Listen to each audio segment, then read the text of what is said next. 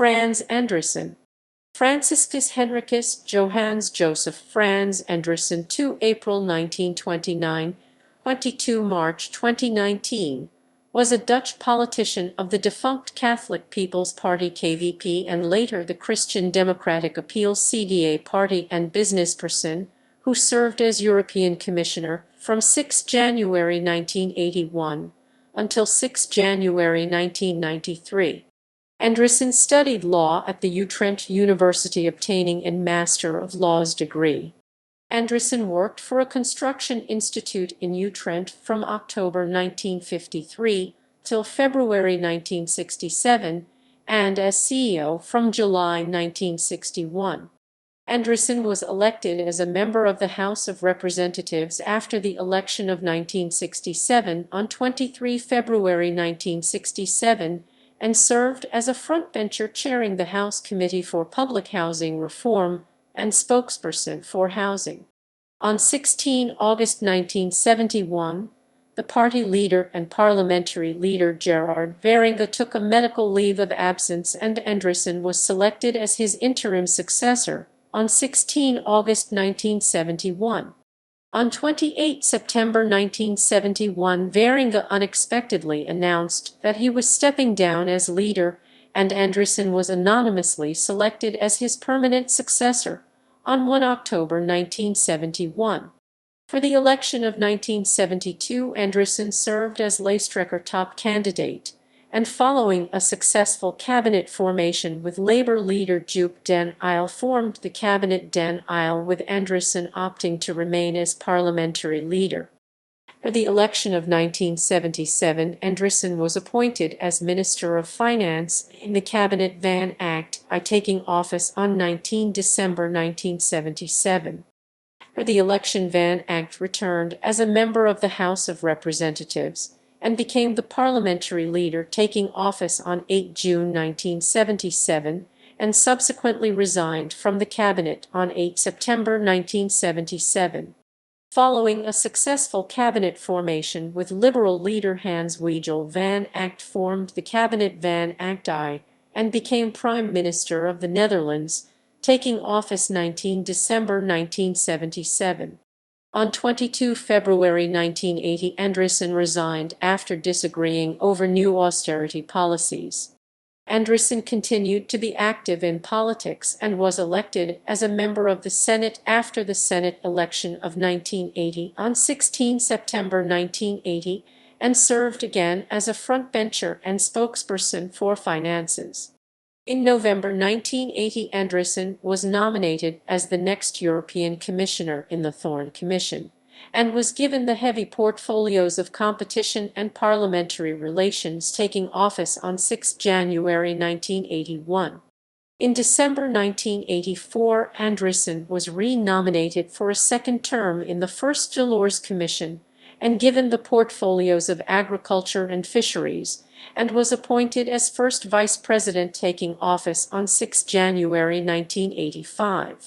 In November 1988, Andriessen was re-nominated for a third term in the second Delors Commission, and was given the heavy portfolios of external relations and trade and kept his position of first vice president, serving from 6 January 1989 until 6 January 1993.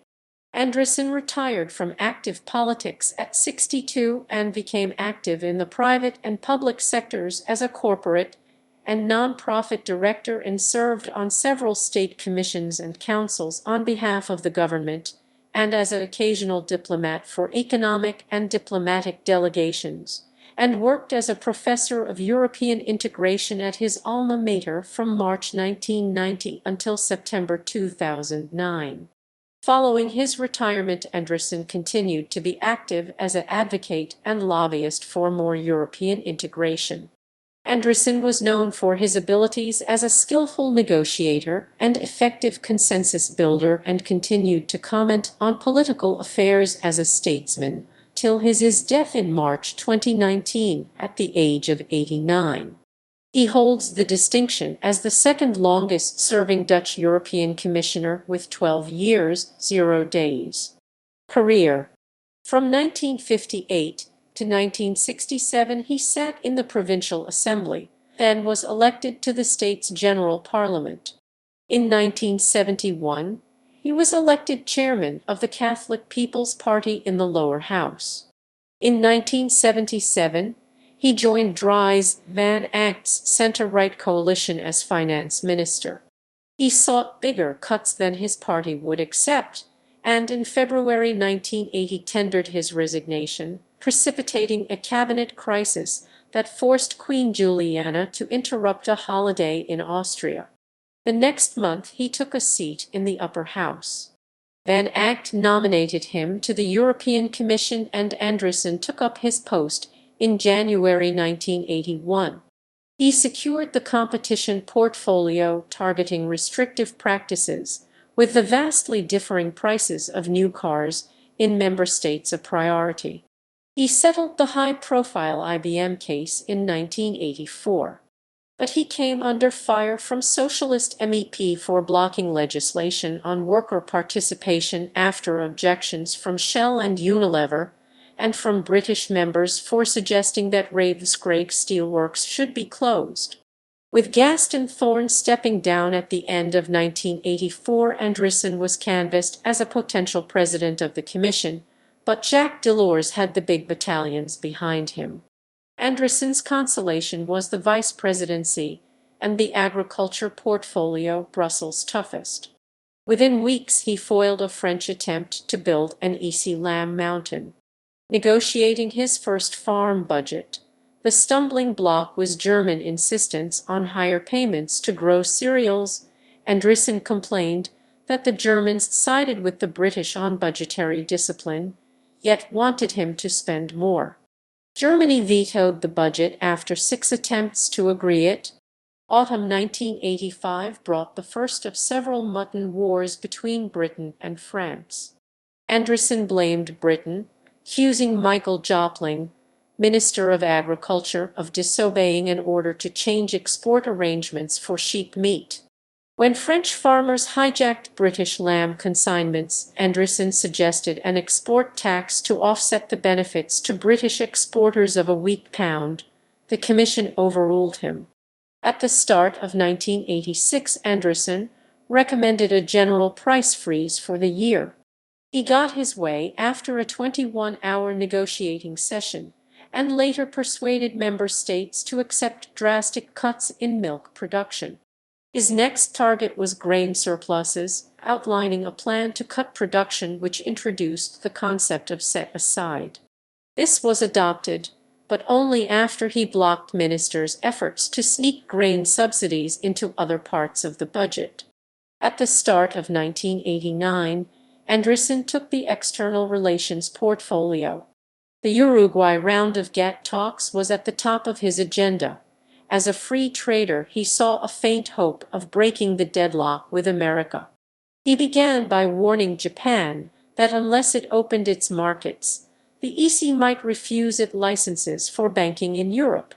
He also told Britain that if it did not want to engage fully with Europe, it could go back to the European Free Trade Association (EFTA). The fall of the Berlin Wall that autumn gave Andriessen new priorities. He proposed a European economic space, enabling EFTA countries to participate in the single market, while opening the door to countries to the east. Within months, he was suggesting affiliate membership of the EC for former communist satellites. France distrusted this, but the strategy was carried through after a scare over whether Romania's post-Ceausescu government would allow fair elections. Andriessen's final 2 years in Brussels were dominated by the GATT talks. By 1992, he was claiming that the dispute now hinged on a couple of million tons of European grain. But that summer he accused America of harassing European steel producers for alleged dumping. EC-US talks with Andriessen and Leon Brittan leading for Europe made no headway. Then farm subsidy negotiations collapsed, with the outgoing Bush administration blaming Europe. Andriessen promised countermeasures. Ireland's Agriculture Commissioner Ray McSharry resigned, accusing Delors of going behind his back to sabotage an agreement. Delors faced mutiny from commissioners led by Andriessen and Britain, who resolved to outvote him on GATT, if necessary forcing his resignation. He backed off, and McSherry returned. On 20 November 1992, Andriessen and his fellow negotiators finally concluded the GATT agreement on agriculture. The Commission ratified it despite French resistance. Andriessen left Brussels at the turn of the year confident that a full agreement ranging from textiles to intellectual property could be achieved as it was, enabling the WTO to come into being. Out of office, he was in demand as one of Europe's great and good. This could bring him into trying company.